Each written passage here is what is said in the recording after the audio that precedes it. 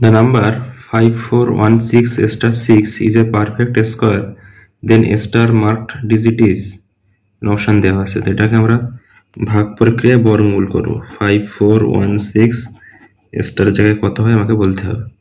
তোমার বাড়ির থেকে দুটো করে নেই সংখ্যা, নেওয়ার পরে আমরা কি করি না, এখানে আমরা এমন একটা সংখ্যা বসাই, সেই সংখ্যার সাথে সেই সংখ্যা গুণ করে এখানে বসাই।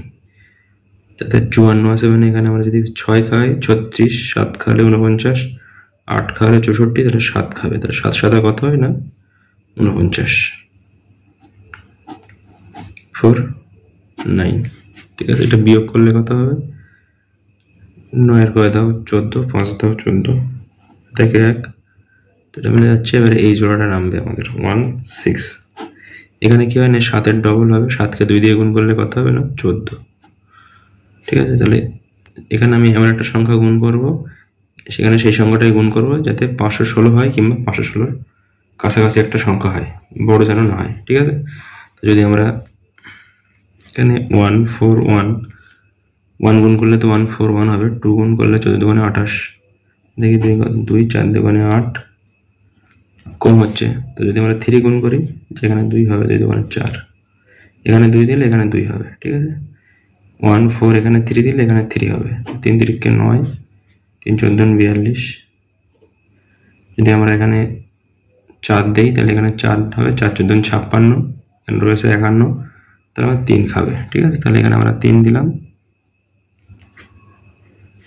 তাহলে এখানে আমাদের 3 বসবে, এখানে হয়ে যাবে 429।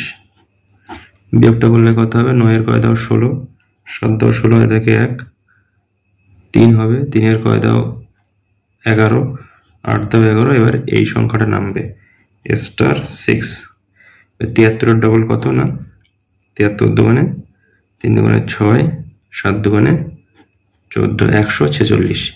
এবার 146 এর সঙ্গে আমরা এখানে এমন একটা সংখ্যা বসাবো, সেই সংখ্যার সঙ্গে এখানেও সেই সংখ্যা বসাবো, এবং গুণ করে কি হবে না, এটা আমাদের মিলে যাবে।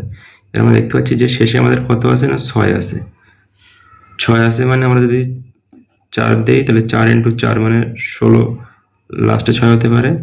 আর যদি আমরা 6 দিই এখানে, তাহলে 6 × 6 মানে কত হবে না 36, লাস্ট 6 হতে পারে। তাহলে এখানে হয় আমরা 4 খাওয়াবো, নয় 6 খাওয়াবো। তাহলে আমরা যদি এখানে 1 4 6, এখানে যদি আমরা 4 খাওয়াই, তাহলে এখানে 4 দিয়ে গুণ করবো, 4 4 16 6, 4 6 24, 25 5, 4 14 56, 56 দিয়ে কত হয় 58, কমে যাচ্ছে আমাদের। তাহলে আমরা কত খাওয়াবো না 6 খাওয়াবো। ঠিক আছে, তো 6 খাওয়ালে কত হবে না 146।